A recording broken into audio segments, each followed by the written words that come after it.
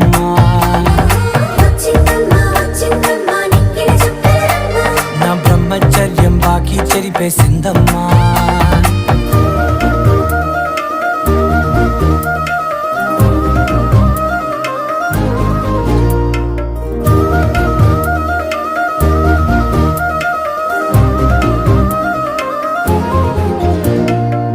ఏకాంతాలన్నీ ఏకాంతం లేక ఏకరువే పెట్టాయే ఏకంగా.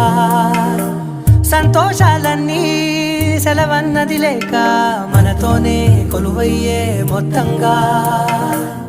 స్వాగతాలు లేని ఒంట్లో ఉండలేక విరహం